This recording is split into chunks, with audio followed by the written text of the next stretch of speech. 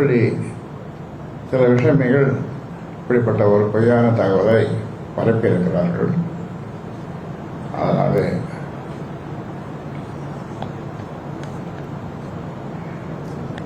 இதை பொதுக்குழு உறுப்பினர்கள், நாளை வர இருக்கிற உறுப்பினர்கள் இதை நம்ப வேண்டாம். திட்டமிட்டபடி உங்களுடைய பயணத்தை தொடருங்கள். நாளை உங்கள் அனைவரையும், பொதுக்குழு உறுப்பினர்கள் அனைவரையும் நான் சந்திக்கப் போகிறேன். முக்கியமான பல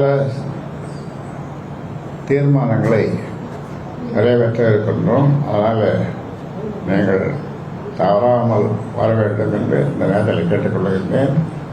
உங்களையும் ஊடக நண்பர்களையும் நீங்களும் கட்டாயம் வாருங்கள் என்று உங்களுக்கும் அழைப்பு விடுக்கிறேன்.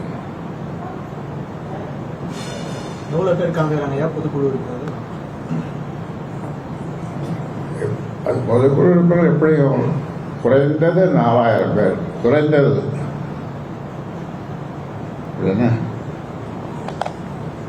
குறைந்தது 4000 பேர்.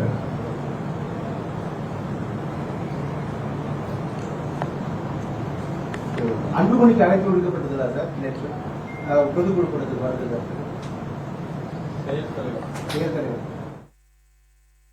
உங்களோட பேசுனாரா? நீங்க பேசுனீங்களா? வணக்கம் சொன்னா நானும் வணக்கம் சொன்னேன். வேற எந்த பேச்சும் இல்லை. வேற எந்த பேச்சும் கிடையாது. உங்களோட பேசுனாரா? நீங்க பேசுனீங்களா? வணக்கம் சொன்னா நானும் வணக்கம் சொன்னேன். வேற எந்த பேச்சும் இல்லை. வேற எந்த பேச்சும் கிடையாது. வணக்கம், வணக்கத்தை வரவேற்றது. இந்த வணக்கம் அந்த வணக்கத்தை வரவேற்றது.